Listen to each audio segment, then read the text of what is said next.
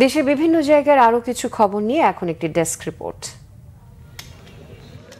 বাংলাদেশ নৌবাহিনীতে যুক্ত হলো নতুন জাহাজ বিষখালী। নৌবাহিনী প্রধান অ্যাডমিরাল এম নাজমুল হাসান আনুষ্ঠানিকভাবে জাহাজটি কমিশনিং করেন।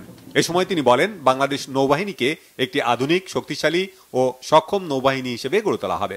শনিবার সকালে বাংলাদেশ নৌবাহিনীর তিতুমির ঘাটিতে এই জাহাজটি উদ্বোধন করা হয়। বিএনপি চেয়ারপারসনের উপদেষ্টা জহিরুদ্দিন স্বপন বলেছেন, নির্বাসিত গণতন্ত্র পুনর্বাসনে জুলাই আগস্ট অভ্যুত্থানের রক্তাক্ত ইতিহাস স্কুল মাদ্রাসার পাঠ্যপুস্তকে এখনই অন্তর্ভুক্ত করার সঠিক সময়। বরিশালে বাংলাদেশ শিক্ষক সমিতির আগৈলঝাড়া শাখার আয়োজনে এক মতবিনিময় সভায় তিনি একথা বলেন। জনসভা করেছে পটুয়াখালীর বাউফল উপজেলার ১৩ নম্বর আদাবাড়িয়া বিএনপি।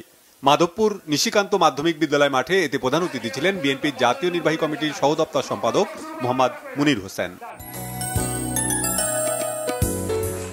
জাতীয় বিপ্লব ও সংহতি দিবস উপলক্ষে আলোচনা সভা করেছে চট্টগ্রাম ওয়াসা শ্রমিক কর্মচারী দল। সভায় বক্তারা বলেন, বিগত ১৫ বছর ওয়াসাকে স্বৈরাচারী সরকার ইচ্ছামতো ব্যবহার করেছে।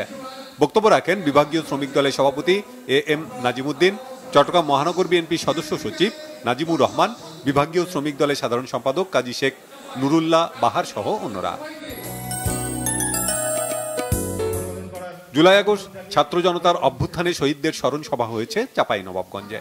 সকালে জেলা প্রশাসনের আয়োজনে শহীদ সাটুহাল অডিটোরিয়ামে এতে সভাপতিত্ব করেন জেলা প্রশাসক আব্দুস সামাদ। পরে আহত ও নিহতদের পরিবারের সদস্যদের আর্থিক সহায়তা দেওয়া হয়। সামাজিক সম্প্রীতি বজায় রাখার লক্ষ্যে দিনব্যাপী আন্তঃধর্মীয় সংলাপ হয়েছে ঠাকুরগাঁওয়ে।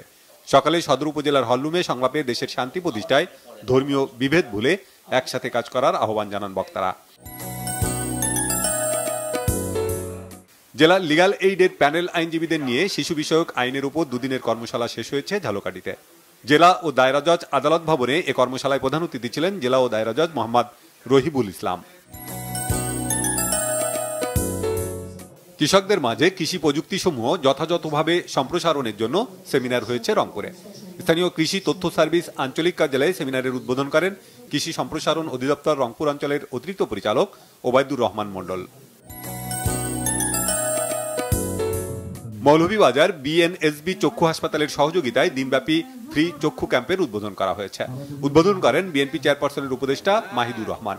এতে ৫ শতাধিক রোগীকে চক্ষু সেবা দেওয়া হয়। সাতক্ষীরায় দুস্থ, অসহায় ও হতদরিদ্র পরিবারের মাঝে ছাগল বিতরণ করা হয়েছে।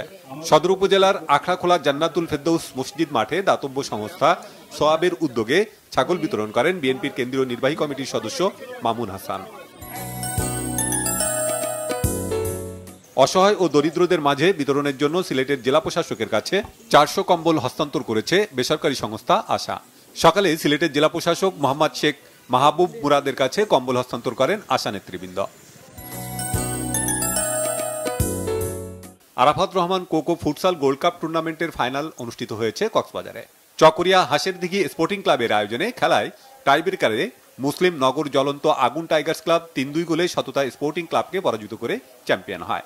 খেলা শেষে পুরস্কার বিতরণ করেন টুর্নামেন্ট পরিচালনা কমিটির সদস্য সচিব সাইফুল ইসলাম সাইফ ও চকরিয়া উপজেলা বিএনপির আহ্বায়ক আলহাজ এনামুল হক।